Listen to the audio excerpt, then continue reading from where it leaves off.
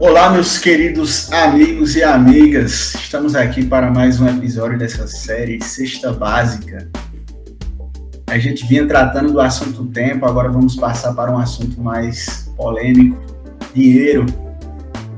Na série passada a gente estava falando a respeito de como montar uma agenda proativa, como organizar melhor seu tempo, só que esse tema de agora é um pouquinho mais complexo. E o tema de hoje vai ser o sabotador da generosidade. Essa série nova de mensagens é dinheiro, desvendando os mistérios da teologia da generosidade, ou prosperidade, né?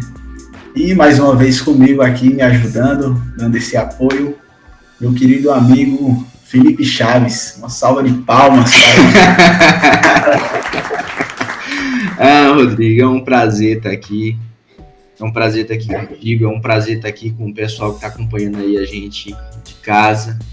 É realmente um tema extremamente necessário, mas muito polêmico também. Então a gente espera fazer da melhor maneira possível, de maneira muito respeitosa, tá? Abordar um tema tão importante para a espiritualidade cristã, inclusive. Então é um prazer estar aqui. Eu que agradeço sua presença. E para entrarmos nesse assunto, é importante a gente notar que a maioria das pessoas elas não tem dificuldade de ver Deus como provedor quando estão precisando de uma bênção que só Ele pode dar. Mas quando nós precisamos ser um canal de bênção de Deus para as pessoas, aí o jogo vira, né, amigo? Como povo de Deus, nós somos convidados por Ele para ser um canal de bênção para o contexto em que estamos inseridos. Porém, não queremos nos desapegar daquilo que temos, né, amigo? Com toda certeza, amigo. Então, isso é um princípio, né, de que a gente não está aqui só por nós mesmos. E Deus não nos abençoa só para a gente ser feliz, rico, saudável e de bem com a vida. O que a gente tem de Deus é parte da nossa responsabilidade também com o nosso próximo, também com aquilo que Deus está fazendo na história. Então, a questão da generosidade, por mais que as pessoas não tenham dificuldade do fato de Deus ser generoso para com elas não têm dificuldade com isso, né, como você disse. Mas quando o jogo vira, amigo, e Deus quer ser generoso com o outro através de mim, aí o negócio pega. Então vai ser muito bacana falar sobre isso. O problema, o cerne da questão é que já é complicado você ser bênção na vida de outra pessoa. E aí vem toda essa complexidade, toda essa questão cultural que está se formando em relação às igrejas. Uhum. Que as igrejas hoje são mal vistas. Tem aquela questão, né? Quando alguém fala que vai para a igreja, a pessoa já pergunta, vai se alienar, vai dar dinheiro ao pastor, coitadinho, deve estar desesperado. Daí você tira a complicação, né? Uhum.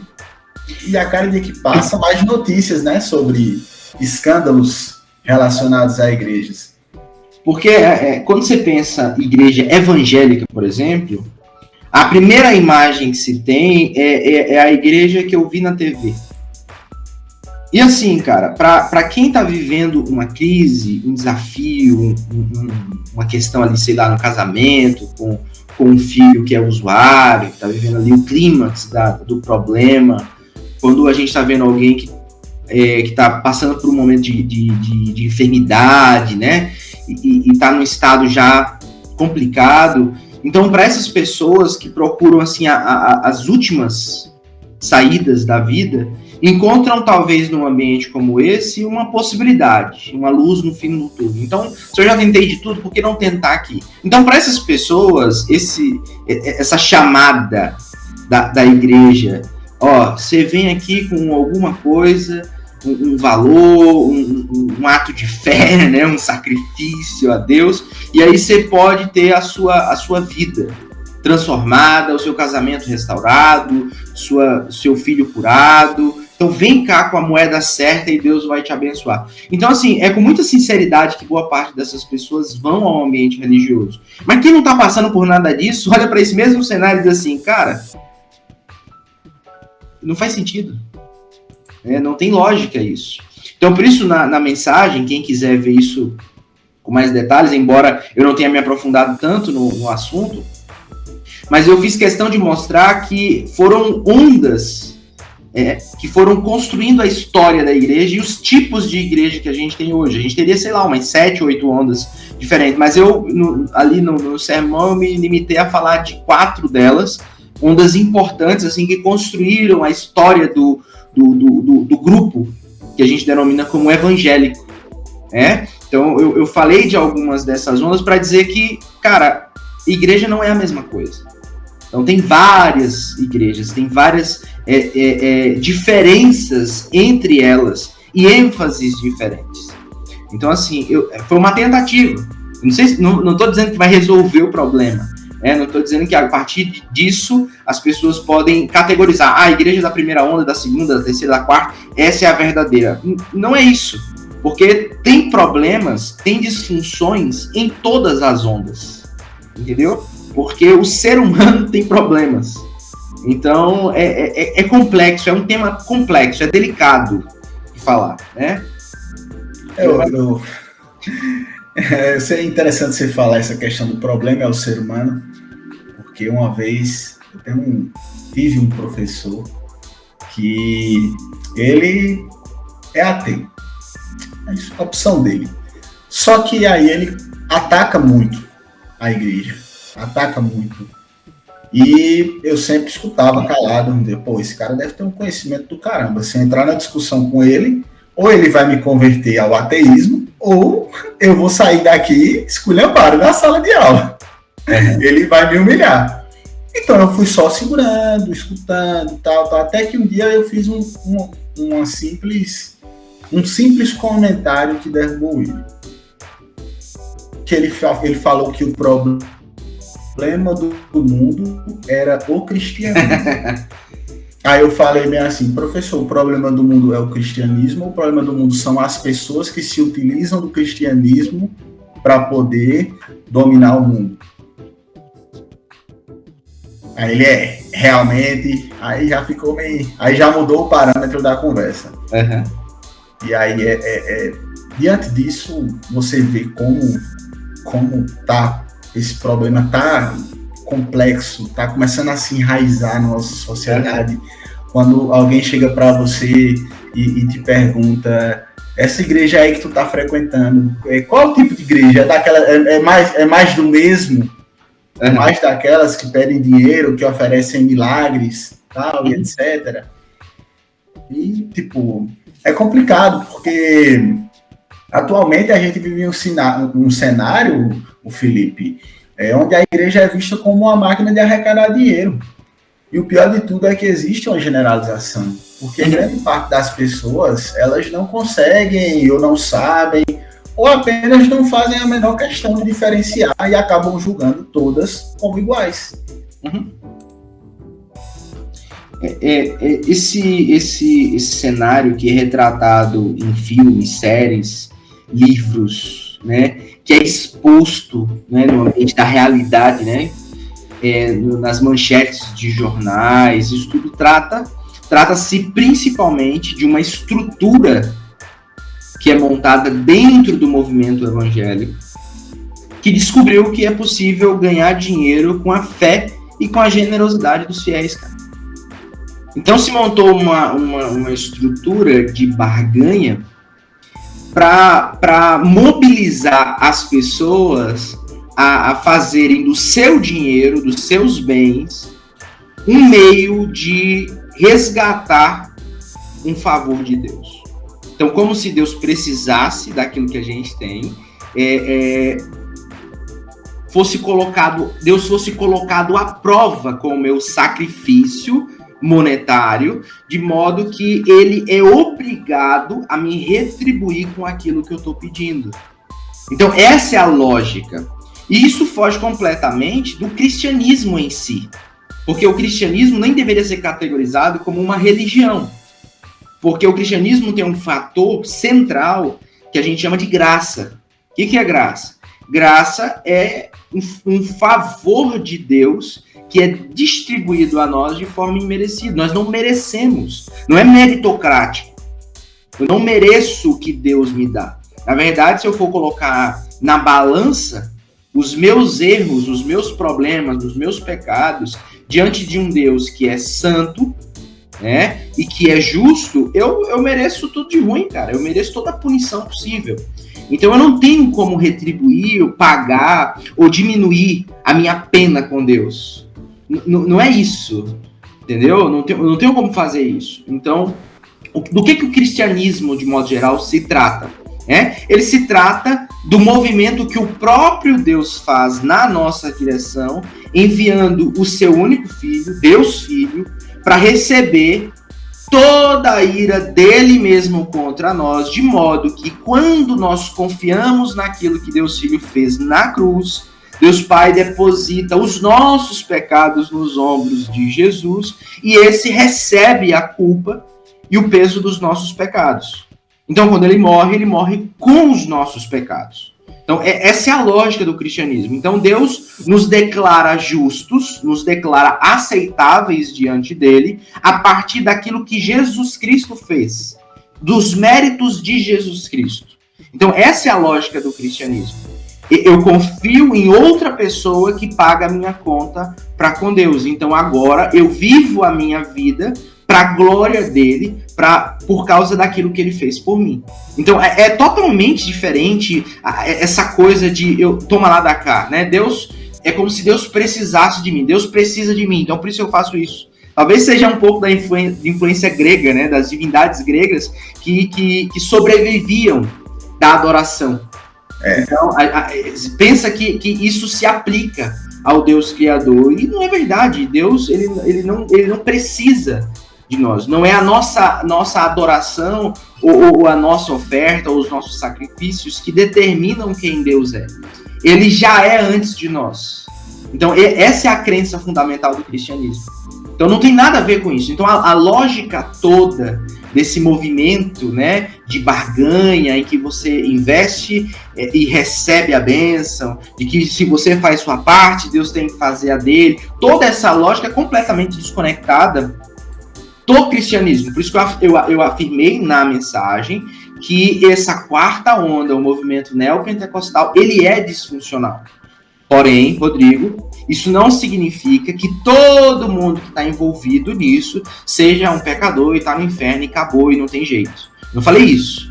Mas eu falei que o movimento é disfuncional. É possível, sim, que existam diversas pessoas que estão ali naquele movimento, envolvidos naquilo, que de fato têm um compromisso real com o Senhor. Inclusive líderes, pastor, eu acredito nessa possibilidade. Eu não tenho dúvida que isso possa acontecer. Agora, a lógica em si, ela é desconectada com a verdade do evangelho, com a verdade daquilo que Jesus fez por nós. O problema de tudo isso o que pesa mesmo é que essas pessoas tiram proveito da dor dos outros para poder. E isso é triste, cara. Hediondo, cara. Hediondo.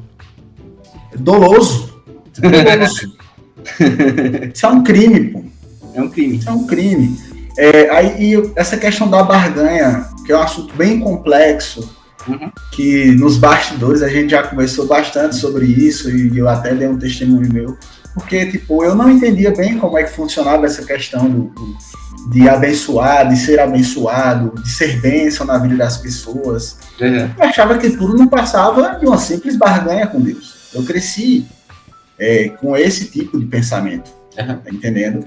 E então, tipo, quando eu sempre tive o cuidado de não estar expondo quando eu ajudava alguém, alguma pessoa, quando eu dava um alimento ou quando eu dava uma cesta básica, eu fazia o máximo possível para não ser visto. Porque qual era o meu pensamento? Dei com a esquerda, sem que a direita veja, eu achava que era só isso, só se tratava disso. Porém, no meu íntimo, quando eu ia conversar com Deus, eu começava com aquele papinho. o senhor tá vendo, né? Tô fazendo a minha parte. Ou então, esse gesto aqui apaga um erro meu do passado. E, tipo, eu tentava barganhar com Deus, porque eu não entendia. E eu acho que, eu tenho certeza que da mesma forma como eu não entendia, muita gente não entende isso. Muita gente. E assim, Rodrigo, acho que o primeiro ponto nessa série é nem todo mundo é igual. O generalismo não deve funcionar com a igreja. Então, de fato, existe um movimento sincero, um movimento honesto, um movimento bíblico, um movimento de Deus, que é o movimento da generosidade. Deus, realmente, ele abençoa pessoas. Mas ele não me abençoa simplesmente para eu ser feliz e satisfeito com a minha própria vida. Então, essa é a tônica desse primeiro episódio, por exemplo. Tá? Então, a ideia é que isso existe. E que existem pessoas, estruturas, líderes, pastores, movimentos, doutrinas, que se utilizam disso, que é legítimo, a questão da generosidade, para atrair pessoas e ganhar dinheiro com isso. Mas é um movimento legítimo. Eu posso estar enganado, mas isso é opinião minha. Se eu estiver enganado, me corrija. Mas eu acho que hoje a maior tendência é que existam, são três frações. Mas eu acho que uma grande maioria está fugindo da igreja por conta disso. Principalmente por conta de notícias como essa que eu peguei do G1. Pastor evangélico é investigado por aplicar golpes de cerca de 3 milhões de infiéis em igrejas na Paraíba. Essa outra, pastor evangélico engana fiéis e desaparece com 4 milhões no interior do Paraná. E a outra... E aí, vem esse percentual das pessoas que estão fugindo. E aí, a outra parte, que foi o que a gente já citou anteriormente, é a parte das pessoas que realmente estão lá porque tem um vazio e precisam preencher esse vazio. E essas pessoas, essas más pessoas, se utilizam da palavra de Deus na parte em que os interessa. Isso é importante ser, porque eles não tratam a Bíblia do início ao fim, eles não estudam a Bíblia e nem apresentam a palavra como um todo, eles apenas pegam as partes que os interessam para poder arrecadar o dinheiro e jogam, aqui está dizendo que você tem que dar dinheiro para você prosperar na sua vida. E só coloca essa parte, só coloca esse exato versículo, e o resto da Bíblia eles jogam fora. Inclusive... Porque o jogo da barganha, Rodrigo, só te interrompendo, ele trabalha diretamente com a avareza do coração humano. Que a gente vai tratar nesse tópico. Só que é engraçado como essa situação que acontece hoje é a mesma situação de quando tinha quando se negava as pessoas terem acesso à Bíblia. Só que hoje as pessoas têm acesso à Bíblia, porém elas optam por não lerem a Bíblia. Então, antigamente as pessoas não tinham acesso à Bíblia e as regras eram ditadas por quem tinha acesso. E hoje as pessoas têm acesso à Bíblia, só que não procuram saber, e as pessoas que procuram saber e que são mal intencionadas tiram esses trechos para poder tirar proveito em cima dos fiéis. Exatamente. E assim, é um desafio. É um desafio porque a gente fica entre uma sinuca de bico, né, cara? Por exemplo, na nossa igreja, nós nunca tivemos uma coleta pública de oferta ou dízimos. Nunca tivemos. Então a gente está aí desde 2019, nunca tivemos isso. Não é que a gente não precise, não é que a gente tem tudo o que a gente quer, mas por causa desse problema, a gente tomou essa decisão no passado. Porque a gente não pode deixar que um movimento cultural ou uma barreira cultural seja uma barreira para que o evangelho, para que a mensagem de Jesus, esse movimento de Deus na nossa direção, seja travado. Então, a gente escolheu isso. É um risco? É um risco, cara. É um risco para fazer tudo rodar? É um risco. Mas é melhor passar por esse risco do que correr o outro risco das pessoas não chegarem a Deus por preconceito. Até porque é como está em nossas camisas, que a gente não combinou. Olha aí. Mas é tudo sobre Jesus. É isso aí. Então, somente. É simples. É tudo sobre Jesus. Ou seja, você colocou bem, tipo, se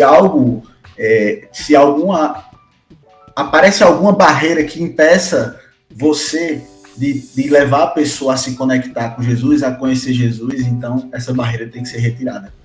Exatamente. Não importa se isso traga, porque esse empecilho, né? Exato. Esse movimento, Rodrigo, ele começa lá em Atos capítulo 15, cara, quando tem a primeira reunião, assim, dos líderes da igreja, para saber como é que os estrangeiros, né, aqueles que não são judeus, como é que eles devem se comportar. Se eles devem se tornar judeus também, antes de se tornarem cristãos, como é que tem que funcionar. E aí, parte da decisão ali daquele concílio, né, a gente chama de concílio, foi, a gente não deve colocar impedimentos ou barreiras para os gentios chegarem à fé. Então, essa decisão lá no concílio, lá de Jerusalém, no século I, ela tem que definir a nossa vivência e o nosso jeito de ser igreja hoje. Então, a gente não cria nenhum impedimento para isso.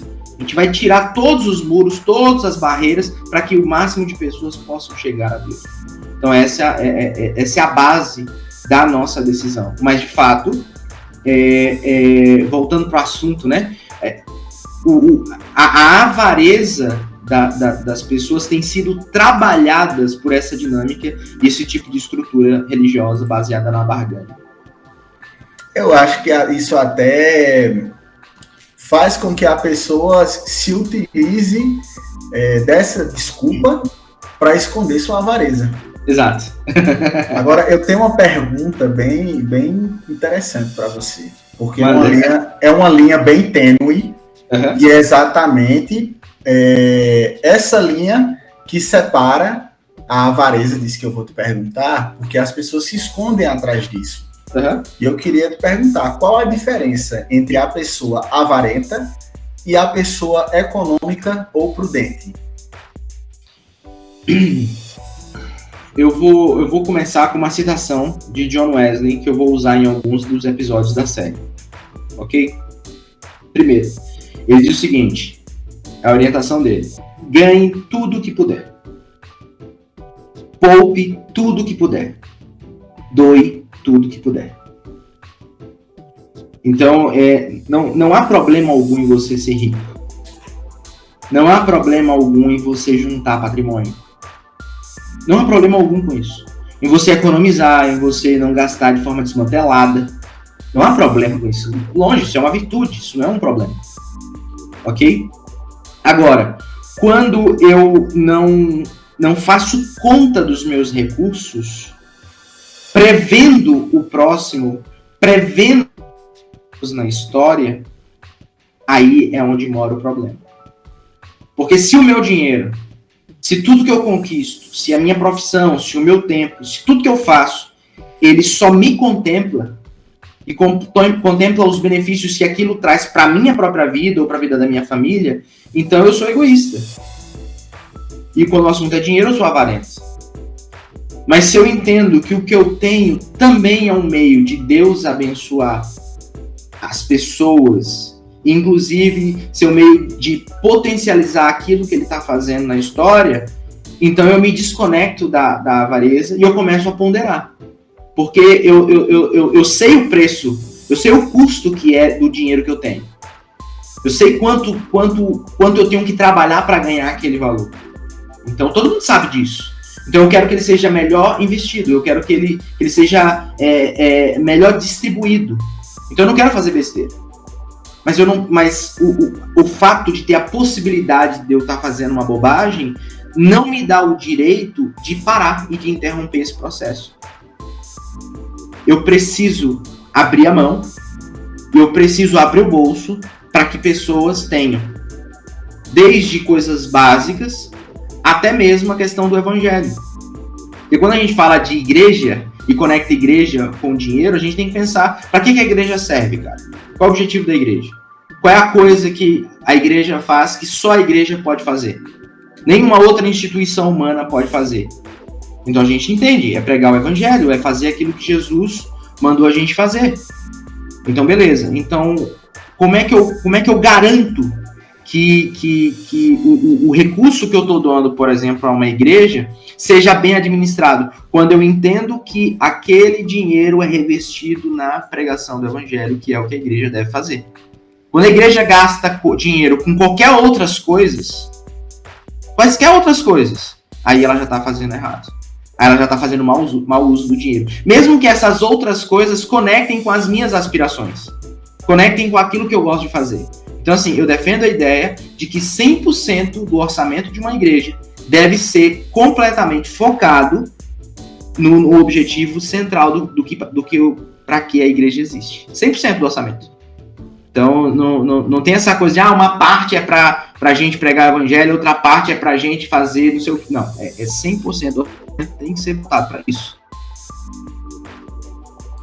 Entendeu? Então, assim, são esses e outros detalhes que devem estar na nossa cabeça e a gente considerar, peraí, eu preciso ser generoso, mas eu preciso ser generoso quando? Com quem? Como? Eu preciso saber para onde está indo isso. Não para eu buscar depois, porque é exatamente isso que significa quando Jesus falou, dá com a mão direita para a mão esquerda não ver. Ele não está falando que eu tenho que fazer isso no sigilo, né? Que esse é o pensamento popular sobre essa passagem. Né? O que Jesus está falando é, você tem que dar de uma forma que a sua mão não venha tomar aquilo ali. E não é essa a verdade. A gente gosta de dar e gosta de receber de volta. A gente gosta de ter o retorno daquilo. Tipo, como se fosse um investimento. Eu estou dando, eu quero lucrar com isso.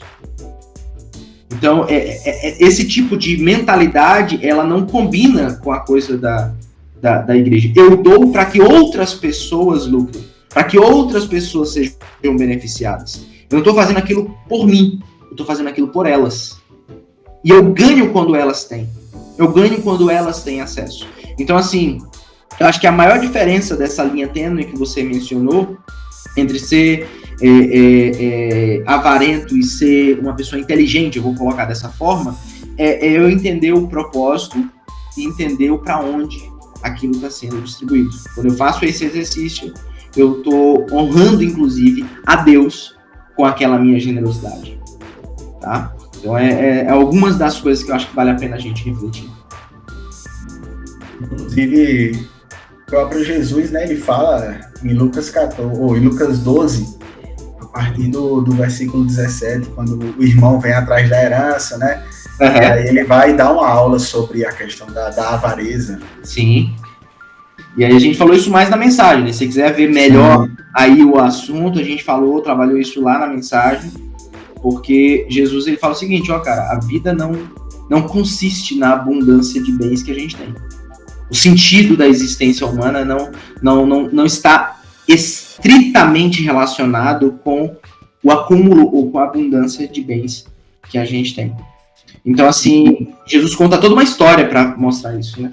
E isso casa bem com o que ele fala em Mateus, capítulo 16, versículo 26, né? De que adiantará uma pessoa ganhar o mundo inteiro e perder a sua alma. Exatamente. Ou que dará uma pessoa em troca de sua alma. Exatamente. Na maioria das vezes, Deus nos dá sempre a mais do que a gente precisa. É o que eu acredito. A maioria das pessoas que eu conheço tem mais do que precisam. Só que na cabeça da maioria dessas pessoas, eles entendem que porque eles têm um pouquinho a mais, eles vão agora aumentar o estilo de vida delas e vão gastar mais. Sem prever o próximo, sem prever o que Deus está fazendo. Então esse é o desafio. Esse é o nosso desafio. Beleza, não é errado eu trocar de carro, eu trocar de celular, pegar um modelo novo da Apple. Não é errado, cara. O bom que seria se todo mundo tivesse essas mesmas oportunidades, que não é o fato. Mas isso não me dá o direito de ignorar o que Deus está fazendo e de ignorar o meu próximo. Inclusive, na sabedoria do rei Salomão, né, em seus provérbios, em Provérbio 11, versículo 24, ele fala, né? Você tá bíblico, né, cara? Tô hoje, mais do que nos outros episódios, hoje eu tô muito bíblico. Tô lendo mais, é o desafio, inclusive joga aí pra galera o desafio dos 100 dias. Leia a Bíblia em 100 dias comigo, né? Aquele desafio ali tá pancada, viu, amigo? Muito bom. Em Provérbios 11, versículo 24, ele cita, né? Uns dão com generosidade e tem cada vez mais. Outros retêm mais do que é justo e acabam na pobreza. E aí continua. A pessoa generosa prosperará e quem dá de beber terá a sua sede saciada. E essa questão de terá a sua sede saciada me leva para o versículo 25 do capítulo 13 de Provérbios, em que ele fala: o justo tem bastante para satisfazer o seu apetite, mas o estômago dos ímpios passa fome. Cara. Pesado. Pesado. Então, a gente não morre pobre por ser generoso. A gente morre pobre por ser avarento. Exatamente. Muito bom. Ou seja, a avareza é uma tolice. É uma tolice. Então, amigo, maravilhosa conversa. Agradecer mais uma vez por você aceitar esse desafio de estar fazendo isso comigo, né? Esse projeto que eu peço a Deus que a gente venha a melhorar cada vez mais, que a gente possa também estar levando essa mensagem cada vez mais para mais pessoas. Que a gente possa estar retratando mesmo o nome desse podcast, Cesta Básica, que a gente consiga estar passando o básico para a sobrevivência de uma pessoa no caminho justo, né? É isso aí. Você muito tem me ajudado, eu sou muito grato a ti, Felipe. Tamo junto, viu? Muito obrigado mais uma vez por ter aceitado esse convite. Um grande abraço, boa noite. Boa noite, porque estamos gravando à noite, mas para você que está assistindo, bom dia, boa tarde. No horário que você estiver assistindo. Legal, valeu, gente. Deus abençoe. Um abraço.